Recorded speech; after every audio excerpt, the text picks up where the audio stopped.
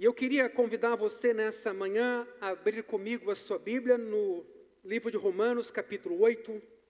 Nós estamos numa série de sermões na carta de Paulo aos Romanos e hoje a gente quer finalizar o trecho do versículo 5 até o versículo 13.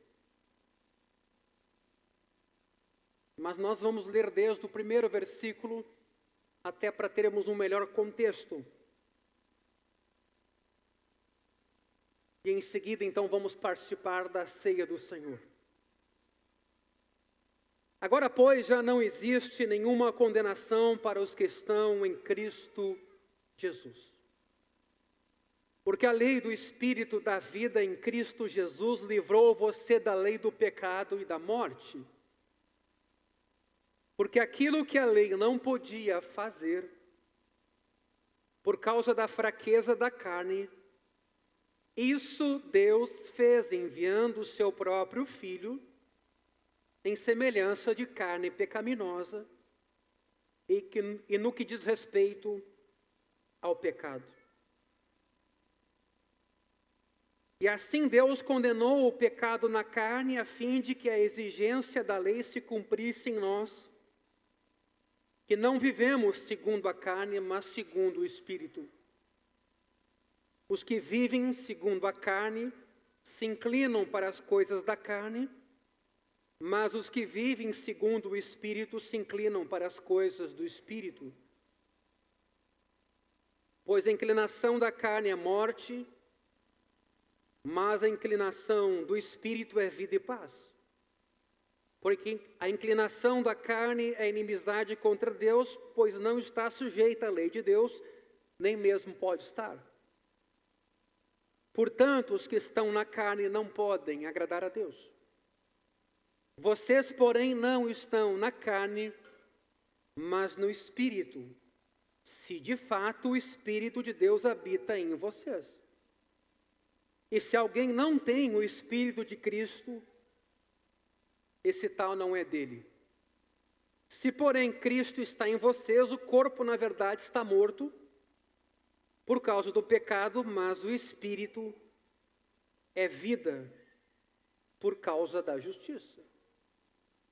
Se em vocês habita o Espírito daquele que ressuscitou Jesus dentre os mortos, esse mesmo que ressuscitou Cristo dentre os mortos, vivificará também o corpo mortal de vocês por meio do seu Espírito, que habita em vocês. Assim, pois, irmãos, somos devedores não à carne, como se estivéssemos obrigados a viver segundo a carne. Porque se vocês viverem segundo a carne, caminharão para a morte, mas se pelo Espírito mortificarem os feitos do corpo, certamente viverão.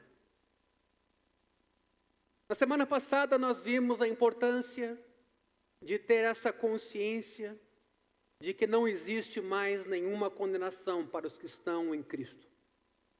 Nem existirá. Que o Evangelho não lidou somente com os nossos pecados passados e atuais, mas que o Evangelho nos justificou definitivamente diante de Deus por causa dos méritos de Cristo, de modo que a gente pode ter paz, segurança, e que a gente não vai andar desesperado com medo de ir para o inferno, ou com dúvida se naquele último dia Deus de fato vai nos aceitar, se a gente fez o suficiente, ou se a gente não fez coisas ruins demais, que é o que muita gente ainda sente ou pensa quando imagina o dia da sua morte, olhando hoje para as suas imperfeições. A gente pergunta, será que eu vou ser digno? Será que eu vou estar pronto? Pois o Evangelho nos garante que não existe mais condenação para quem está em Cristo. E é por isso que é um privilégio nessa manhã, e não é coisa banal repetir isso, que estar aqui e estar ainda mais em Cristo, com Cristo, é uma garantia, meus amados irmãos, de que já não existe, no passado existia, mas agora já não resta condenação para os que estão em Cristo Jesus. Mas uma outra coisa foi destacada na semana passada, nesse trecho inicial de Romanos capítulo 8, é que a própria morte de Jesus na cruz, ela tem um objetivo mais amplo de salvação do que apenas me perdoar e justificar diante de Deus, mas essa obra de salvação inclui uma mudança na minha vida por completo, uma obra plena de santificação que já começou no dia em que eu nasci de novo. Recebi um novo coração, o Espírito Santo passou a habitar em mim. Para Paulo aqui vai dizer que quem não tem o Espírito de Cristo não é dele. Ser crente não é assumir determinadas verdades, ser crente é ser habitado pelo Espírito de Deus. É diferente. Não é só uma compreensão intelectual de Deus, mas é ser templo do Espírito Santo, onde o Espírito testifica que você é filho. E esse texto de Romanos, especialmente o versículo 4, vai nos mostrar que a morte de Cristo na cruz teve sim a intenção de nos justificar, mas ela também teve a intenção de me capacitar para uma mudança de vida, me tornando mais semelhante a Jesus, algo que no futuro será pleno quando não restar mais pecado nenhum em nós. Isso é muito importante.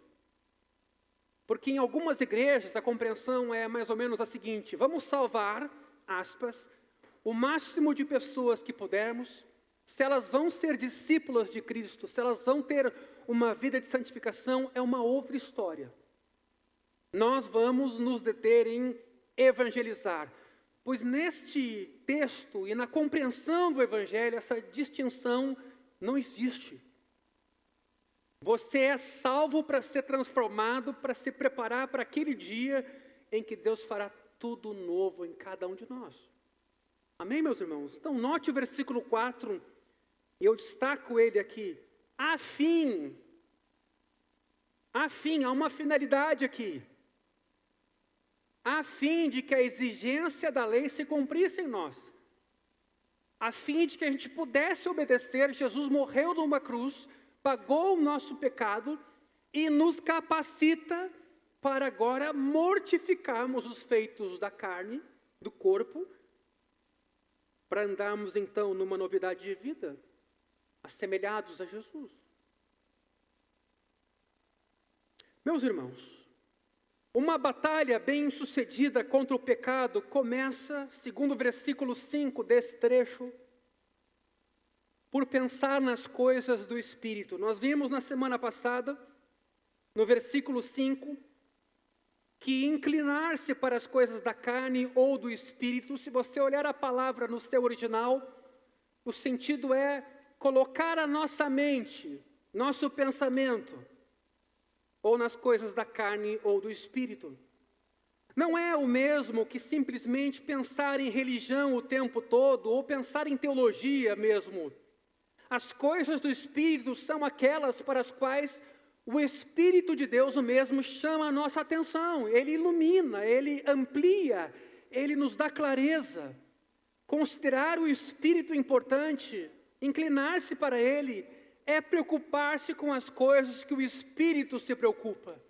Para onde ele nos direciona? Aquilo que para Deus mesmo tem valor. E que coisas são essas, queridos? No restante do capítulo 8, veremos que o Espírito vem, por exemplo, para nos mostrar que somos filhos e filhas de Deus.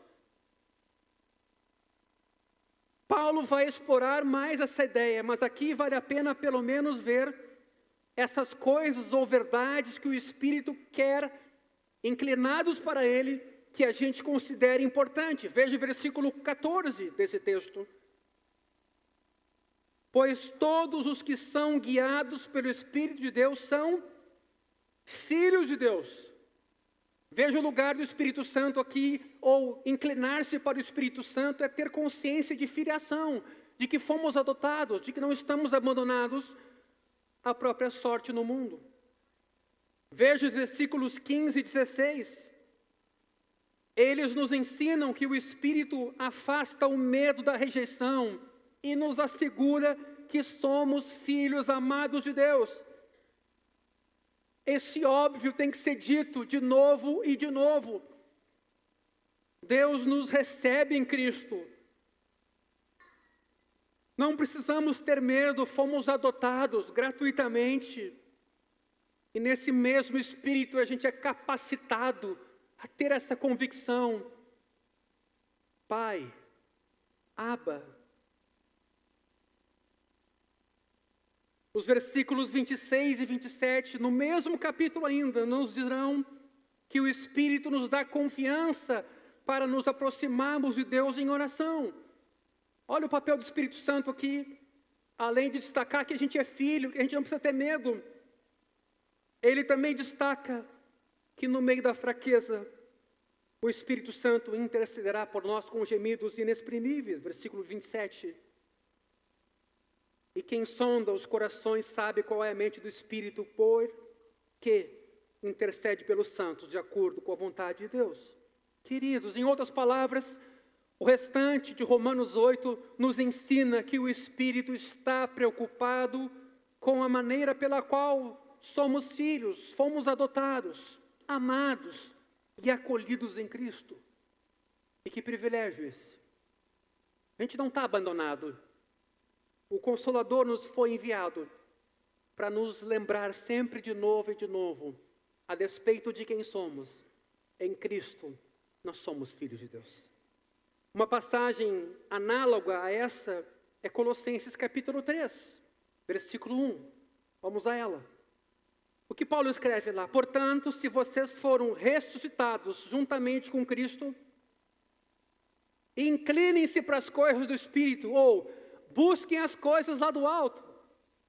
Isso não tem a ver com alienar-se do mundo. Você continua no mundo, mas o seu coração enxerga o mundo a partir de uma dimensão espiritual.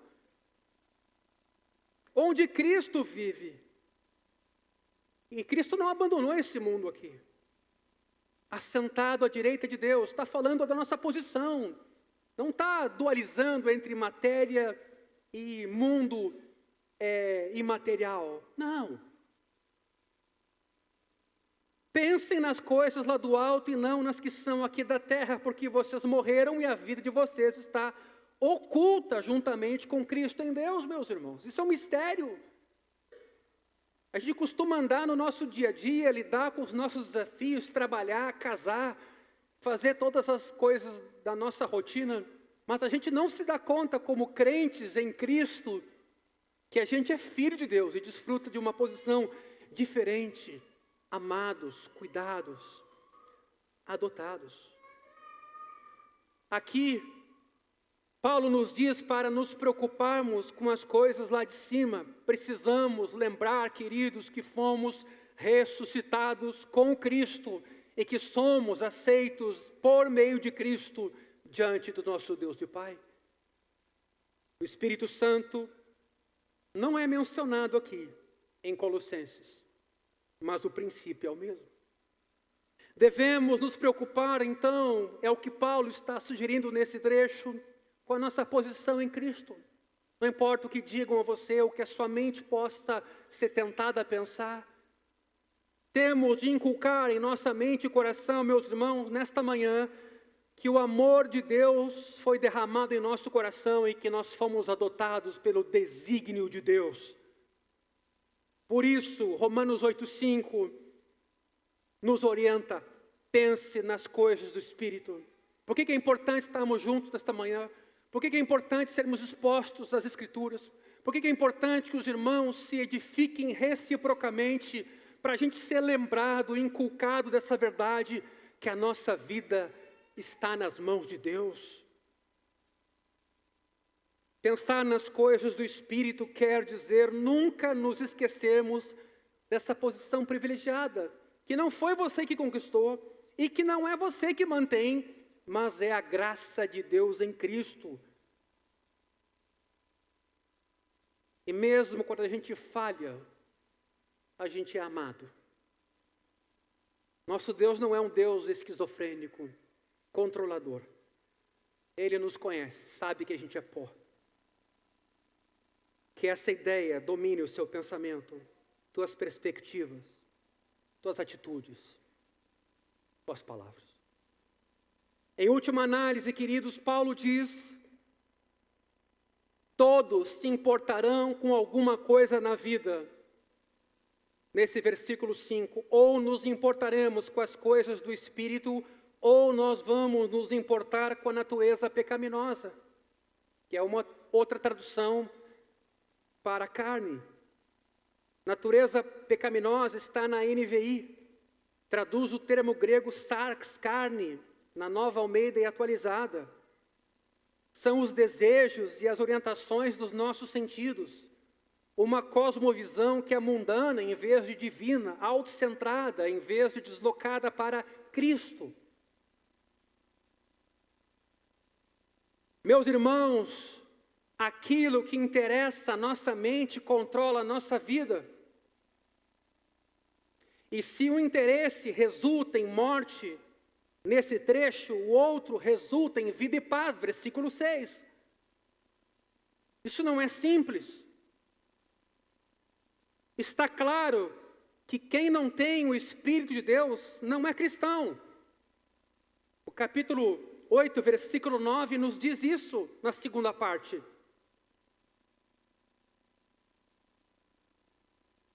Olha só. Se alguém não tem o Espírito de Cristo, esse tal não é dele. Essa pessoa vai enfrentar a morte eterna. Entretanto, nesse trecho aqui, Paulo não tem em vista, acima de tudo, a futura vida e a morte. Pelo contrário, Paulo está se referindo à ruína e ao senso de perturbação que a gente experimenta nessa vida quando pensa nas coisas da carne. Versículo 6 e versículo 5. Então, de novo, inclinar-se para a carne aqui, para Paulo, não é a pessoa não regenerada, não nascida de novo, é aquela que é nascida de novo, mas cujo pensamento está voltado para as coisas da carne. Você vai colher o que planta. Você vai sofrer ruína, você vai sofrer perturbações se você investe na sua carne. Deus criou a humanidade para ela poder crescer no relacionamento com Ele, desfrutando do seu conhecimento enquanto aqui neste mundo vivemos. Assim, se você é controlado por seus desejos, ao invés de deixar que os desejos de Deus controlem você, isso vai levar você a uma vida muito distante daquela que Deus imaginou, concebeu, planejou para você. Isso deve levar ao conflito. Um conflito interno, você mesmo não vai se encontrar, um conflito com os outros. Aliás, sempre observe, o conflito com os outros geralmente é causado por um conflito interno nosso e, acima de tudo, com Deus. Inclinar-se para a carne nos levará ao conflito, em vez de levar à paz. Levará à escravidão, em vez de levar à liberdade. Levará à morte, em vez de levar à vida. Podemos tomar qualquer emoção negativa e analisar o processo dela. Digamos que eu esteja ficando preocupado ao extremo com uma certa coisa. A preocupação é inevitável, a menos que você seja uma pessoa que não se importa com nada. Você é um indiferente. Mas se você se importa com causas, pessoas ou objetivos, haverá na vida de se preocupar e de ter medos, receios. Todavia, se a preocupação se torna debilitante, é porque estou me esquecendo de que sou filho de Deus, de que meu Pai Celestial cuida de mim, controla o universo, de modo que Ele faz isso amorosamente para com aqueles que lhe pertencem. Isso é um pecado de incredulidade. Isso é um pecado de idolatria. Afligir-se em demasia é esquecer-se das coisas do Espírito. Na semana passada, eu recebi uma notícia muito ruim. Muito ruim. E foi bem no momento que eu ia dobrar o meu joelho para orar. E a minha inclinação naquela hora foi ligar para o advogado, ligar para um outro profissional, ligar para uma outra pessoa. E eu já comecei a elaborar tudo que eu teria que fazer por causa dessa situação, que envolvia uma invasão de terra. Naquela mesma hora, veio aquela voz assim, sabe, não audível, mas aquela consciência. Nunca vai cessar o desafio, nunca deixará de haver problemas, nunca deixaremos de ter situações com as quais lidar. Vai orar e confia que isso depois pode ser resolvido. Nem que invadam a terra, nem que perca você a terra, mas na verdade, porque é nisso que Paulo aqui coloca também a sua ênfase, inclinar-se para o Espírito, às vezes até é aceitar perder coisas de menor valor, em vista de coisas de maior valor. E foi uma experiência muito importante, porque cada um de nós tem alguma característica muito formadora da personalidade.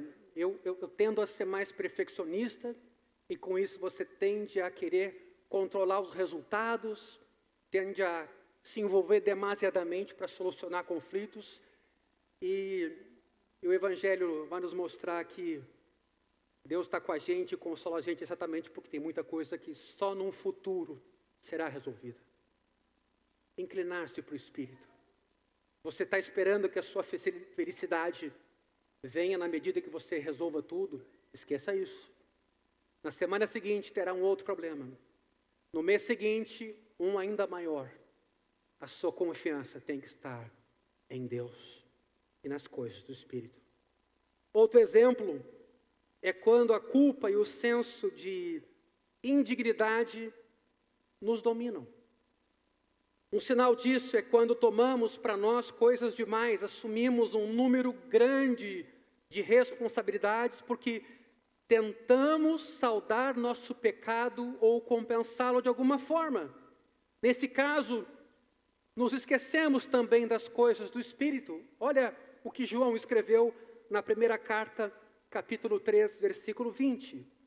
Que bela orientação para nós. Se o nosso coração nos acusar, Deus é maior que o nosso coração e conhece todas as coisas. Meus irmãos, se a gente lembra que é filho adotado de Deus, a gente apela para quem nos é superior quando a gente se sente indigno. Quem aqui já não passou por isso? Quem não passa isso o tempo todo? Se sente pequeno, acusado pelos pecados, pelas fraquezas, mas Deus é maior do que isso. E por meio do Filho, Ele continua sendo nosso Pai, continua nos amando e continua se preocupando com a gente. Quem já não sentiu isso? Eu não sou digno de ser ouvido, Senhor. Eu não sou digno de ser atendido. Eu não sou digno como pai, de modo que o Senhor abençoe os meus filhos e o futuro deles. Eu pratiquei uma educação errada. Quantos são os pensamentos revisionistas que a gente adota na nossa vida, em que a gente se sente pequeno e o coração nos acusa, e às vezes até o diabo nos acusa, mas deixa eu dizer, nenhuma condenação mais está disponível para quem está em Cristo. Deus é maior do que o nosso coração e conhece todas as coisas.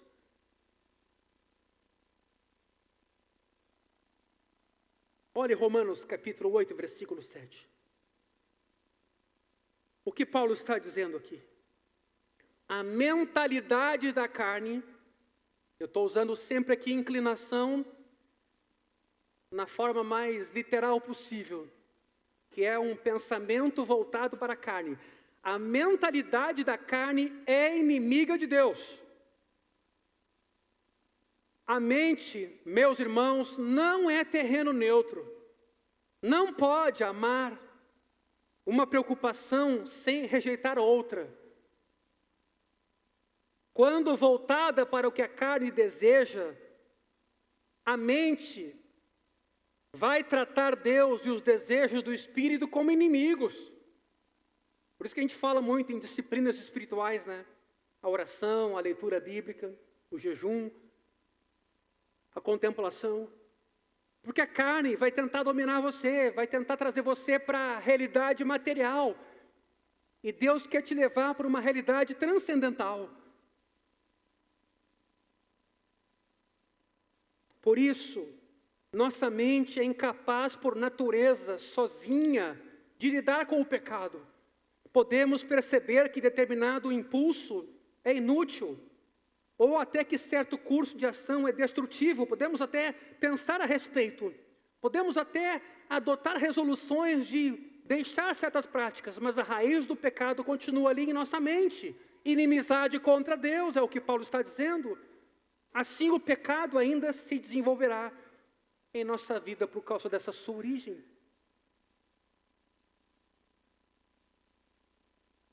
E essa inimizade,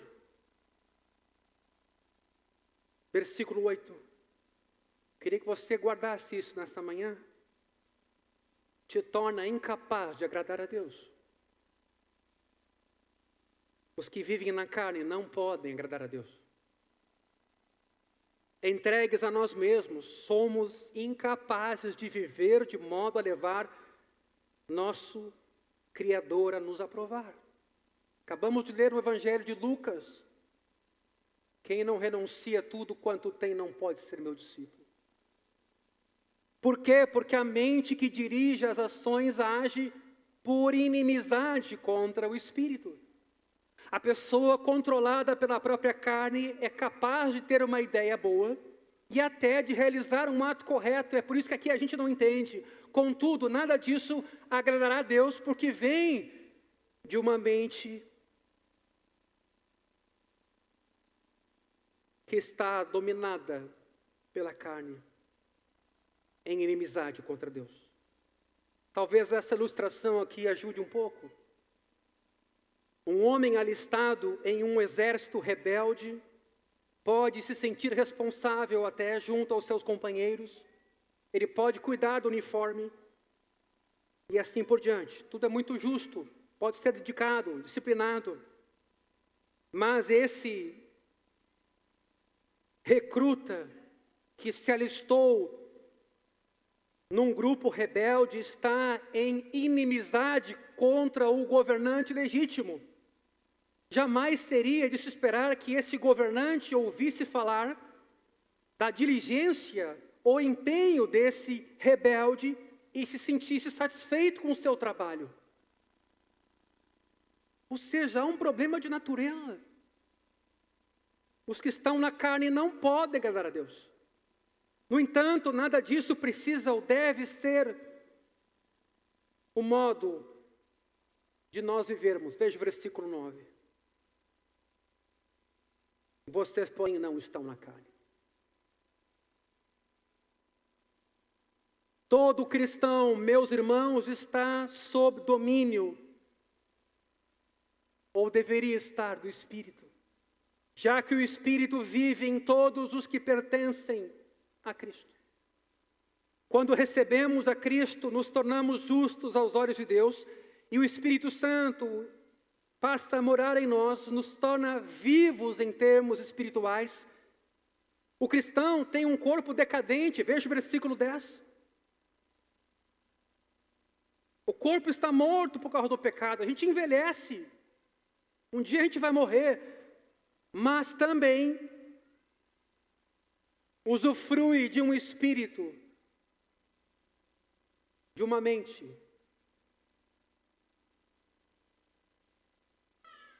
de um espírito que está vivo. E Paulo afirma, não apenas nosso espírito, mente, não deve ser o que segue a nossa carne, mas um dia, meus irmãos, nossa carne seguirá o nosso espírito.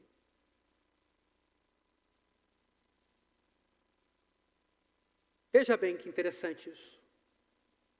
Paulo afirma não apenas que a nossa mente não deve seguir a nossa carne, mas que num determinado dia a nossa carne vai seguir nosso espírito. No pensamento grego, o físico era mau, devia ser rejeitado. E se tudo desse certo, um dia ficaria para trás. É a ideia platônica da imortalidade da alma. O corpo era ruim, o espiritual era bom. Mas o versículo 11 derruba essa ideia. Se em vocês habita o espírito daquele que ressuscitou Jesus dentre os mortos, esse mesmo que ressuscitou Cristo dentre os mortos, vivificará também o corpo mortal de vocês, por meio do seu Espírito que habita em vocês. É interessante. Um dia a nossa carne seguirá o nosso espírito determinará um corpo novo, sem pecado. Um dia até o nosso corpo será renovado por inteiro e receberá vida eterna do Espírito. Não há nenhum dualismo aqui, meus irmãos. Espírito bom e corpo ruim. Um dia, ambos seremos aperfeiçoados. Por enquanto, contudo, ainda há dentro de nós a natureza pecaminosa remanescente, hostil, não amistosa em relação à nossa crescente vida espiritual. E ao mesmo tempo que ansiamos por receber vida para o nosso corpo, na ressurreição, Paulo nos convida no versículo 13 a mortificar as práticas do corpo. Como argumenta John Stott, é provável que Paulo esteja se referindo a uma experiência de vida e morte agora e não o futuro. Essa mortificação é atual. Em outras palavras, ele diz: se você deixar a natureza pecaminosa em paz, se der permissão à carne de prosperar e crescer, você terá problemas. Em vez disso, Stott sugere, você deve, pelo Espírito, atacar essa natureza terrena, fazê-la morrer. Quanto mais matar a carne, mais você desfrutará da vida espiritual que o Espírito dá. Como diz o versículo 6, vida e paz. A sensação que eu tenho é que alguns irmãos entregaram essa batalha, deixaram de lado essa luta. Reconheceram essa ser uma tarefa inalcançável. E acabamos assim por agir como cristãos carnais. E aí a gente pensa nesse texto de Lucas, quando a gente é convidado, antes de aceitar o discipulado, se vai conseguir concluir a torre. Muitos de nós, às vezes, como cristãos, diante do mundo, não demonstramos minimamente o que é ser um seguidor de Jesus. E somos questionados. Até que ponto a gente encarou o discipulado?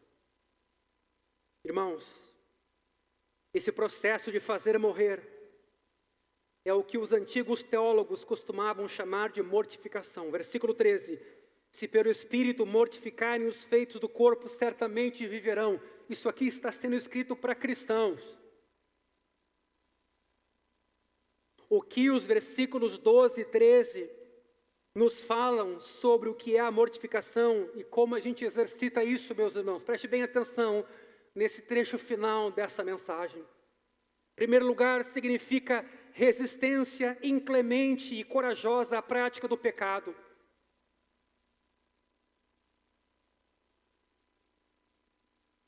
John Piper tem exatamente essa perspectiva quando ele pensa a luta contra o pecado. É uma luta. Até o termo grego traduzido aqui por mortificar, tanatuti, é violento, definitivo, significa rejeitar por completo tudo que sabemos ser errado, sem negociar, sem transigir. Mas o Keller vai dizer declarar guerra, assim como o Piper também sustenta em relação à luta contra o pecado. Declara guerra contra atitudes e comportamentos errados. Não lhes dar abrigo, não deixar que o passarinho faça ninho, não fazer nenhum prisioneiro, inclusive, para não ser tentado pelo prisioneiro, pensando nessa metáfora, mas envidar todos os esforços na luta contra o pecado. Você tem feito isso?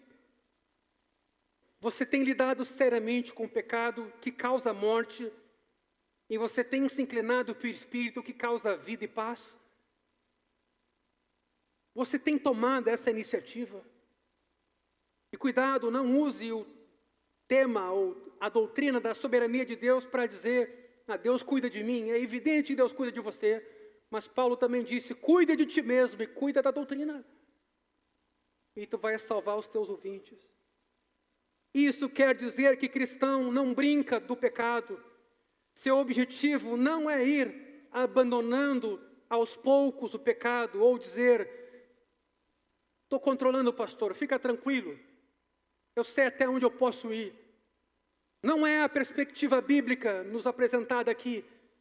Você se coloca o mais longe possível daquilo que é pecaminoso, das imagens que você tem acessado, do olhar impuro para outras mulheres, se esse é o caso, da relação com crianças, quem sabe. Parece que a gente às vezes tem que subir o tom e lidar com coisas um pouco mais delicadas na área sexual, para que a gente leve a sério, mas aqui não há uma discriminação ou diferenciação de pecados. O que é pecaminoso não traz vida, seja o que for, trará morte. E são várias as coisas na nossa vida que a gente ainda abriga, que a gente minimiza quando alguém vem nos ajudar, criticar positivamente, corrigir, a gente desdenha, a gente minimiza e a gente não sabe que a gente está semeando tempestade em coisas rotineiras, aparentemente simples, porque a gente não lidou com essas coisas. Você pode ser pai, você pode ser marido, você pode ser mãe, esposa, você pode ser filho. Em qualquer área da vida, você minimizar aquilo que vai causar a morte, vai te trazer a tal da morte. Complicações, tormentas da vida. Você se coloca longe do pecado como cristão. Você foge da imoralidade. Não apenas evita aquilo que sabe ser pecado, você evita o que leva ao pecado, até o que for duvidoso. Você não cutuca a onça com a vara curta, você está numa guerra, você não brinca com o inimigo. Você está entendendo, meu irmão?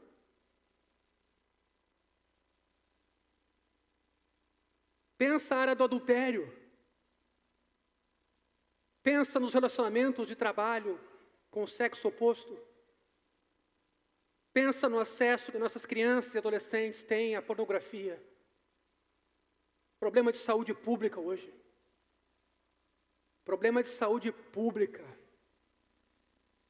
Nossos jovens não são os mesmos jovens do passado. Quem foi afetado pela pornografia dificilmente será igual a quem não foi. Dificilmente. Temos que ser realistas a esse ponto. Mas e quais são as outras coisas? Mentira. Falsidade. A gente alimenta o pecado e colhe tempestade. Provérbios nos diz muito sobre o cuidado com a língua, por exemplo. Tiago vai dizer sobre isso, que a língua pode colocar em chamas muita coisa. Então essa é a primeira ação na mortificação da carne. Resistência intransigente ao pecado e até aquilo que for duvidoso. Segundo lugar, significa mudar a motivação para o pecado ao lembrar-se de aplicar o Evangelho aqui. Esse processo de mortificação se aprofunda mais do que a mera resistência ao pecado. Lutar contra o pecado não é só resisti-lo. Veja o versículo 12. Portanto, irmãos, temos uma obrigação, mas não para com a nossa natureza pecaminosa. Estou lendo aqui na NVI. Essa é uma declaração crítica. Veja o versículo 12 aqui, assim, ou portanto, se refere à afirmação anterior em que Paulo nos conta que a gente foi redimido pela justiça de Cristo. E que um dia seremos libertos por completo de todo o mal, inclusive no corpo, que será transformado. Em seguida, Paulo então escreve, portanto, temos uma obrigação. Ou, na nossa tradução, somos devedores, não a carne. Paulo quer dizer que se nos lembrarmos do que Cristo fez, sentiremos as obrigações do amor e da gratidão de servi-lo e de conhecê-lo. E não deixaremos de pecar por causa do medo, mas deixaremos de pecar por causa do amor. Paulo está dizendo que o pecado só pode ser extirpado pela raiz, não pelo controle, mas se nos expusermos o tempo todo ao amor inimaginável de Cristo por nós. Há educações hoje, familiares, que são só controle. Digo, se tirar o controle, seu filho vai fazer muito mais coisas ruins do que você imagina. Porque você não educou, você controlou. Você não dialogou, você não ensinou a palavra, você só disse não, não, não. Escondeu da criança o que ela não podia ter. Isso tudo está criando nela uma bola de neve, de desejo, de curiosidade, que um dia vai vir à tona. Educação dá trabalho, é processual, é a longo termo. Mas não, a gente quer manter nossos filhos em casa, numa bolha, e não prepará-los para o diálogo, para dizer não ao pecado. E um dia eles expostos, eles vão ceder. Porque a gente não fez o dever de casa, nesse particular. Paulo está dizendo que o pecado só pode ser extirpado, meus irmãos, por mais evangelho e não por menos. Essa exposição estimula uma onda de gratidão em nossos filhos pelo evangelho. E até um sentimento de dívida para com Deus, no sentido de agradecimento por tudo o que Deus fez. O pecado só pode se desenvolver, e aqui o título do nosso sermão, no solo da autopiedade e da valorização dos meus direitos. É uma terra úmida para ele. Frases do tipo: não estão me dando um tratamento igualitário. Não estou tendo minhas necessidades satisfeitas na casa, na família, na igreja. Pastor, o senhor não sabe, tenho levado uma vida dura. Deus me deve, pastor. As pessoas me devem. Eu mesmo me devo, pastor. Essa é uma atitude central por trás da valorização dos meus direitos. No entanto, Paulo vai dizer que você precisa lembrar que é devedor. Banhar-se na recordação da graça vai afrouxar, enfraquecer e matar o pecado em toda a sua potência. Portanto, meus irmãos, mortificar é apenas um subconjunto das coisas do Espírito. A mortificação faz murchar o poder do pecado sobre você, levando-o a concentrar-se de tal modo no que Cristo fez, que o seu coração suaviza em gratidão e amor por tamanha obra de fidelidade. Isso, inclusive, vai ajudar você a odiar o pecado, que de certa forma levou Cristo à cruz. De modo que ele passa a perder o controle atrativo sobre você. Agora, quando a gente esconde o pecado dos nossos filhos, a gente está criando uma curiosidade, mas o que a gente tem que fazer é mostrar o que o pecado faz e mostrar o que Jesus fez para vencer o pecado. Em suma, matamos o pecado no espírito quando damos as costas, sem negociar, as práticas pecaminosas e expulsamos do coração motivações pecaminosas com um senso de nossa dívida para com o amor e a graça de Deus, ao nos preocuparmos então com as coisas do Espírito. Isso quer dizer, queridos, que se falamos seriamente acerca de mortificar as práticas do corpo, precisamos pregar mini sermões centrados na graça para nós mesmos ao longo do dia, quando a gente é tentado. Quando você é tentado a trair tua esposa, você tem que lembrar da cruz, lembrar da graça de Deus, lembrar o que o pecado levou a humanidade a fazer.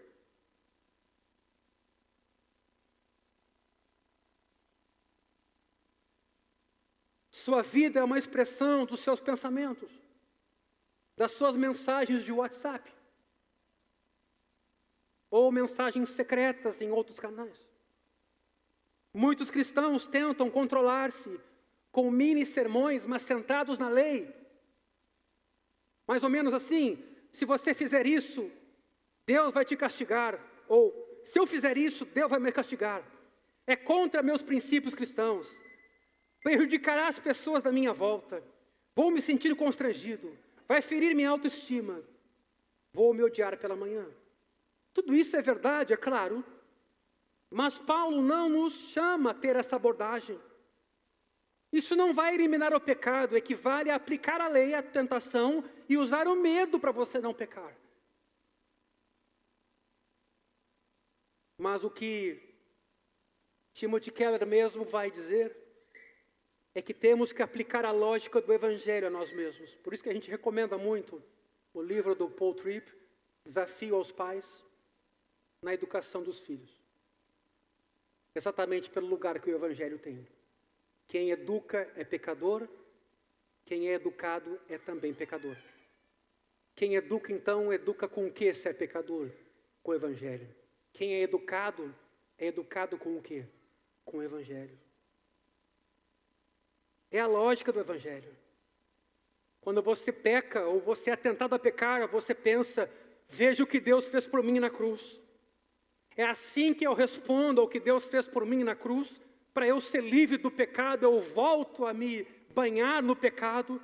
Meus irmãos, devemos aplicar o Evangelho às nossas tentações e encontrar o amor de Deus por nós, que levou o seu Filho à cruz e que levou o Espírito a morar em cada um de nós, mostrando o lado feio, perverso do pecado, morte, destrutivo para o indivíduo, destrutivo para as pessoas do entorno,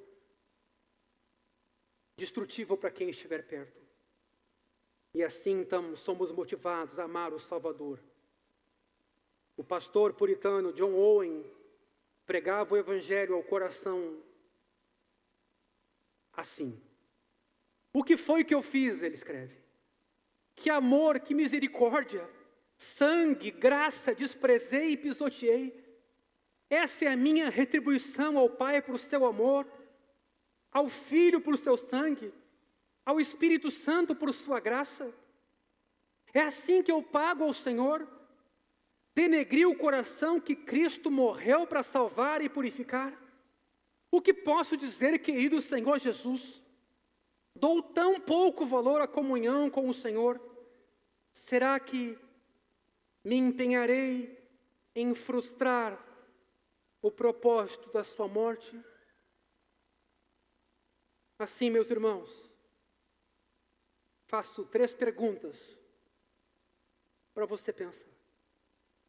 Você consegue pensar em maneiras pelas quais já experimentou a morte da natureza pecaminosa, voltando-se para o Espírito? Você desfrutou de vida e paz quando praticou essa inclinação? Você tem testemunho para dizer, realmente, quando eu me inclinei para o Espírito, eu notei que eu colhi paz, vida? Existe, por segundo, um pecado com o qual você anda brincando? Você anda negociando, você não tem levado ele devidamente a sério, em vez de mortificá-lo. Veja a expressão, mortificar. Terceiro, como você precisa pregar a graça para si próprio, quando você é tentado a praticar o pecado. Qual o remédio? Além de fugir daquela situação, da própria aparência do mal, qual o remédio? Se não lembrar dos méritos de Cristo, da cruz de Cristo, do Evangelho de Cristo. Baixa a tua cabeça nesta manhã.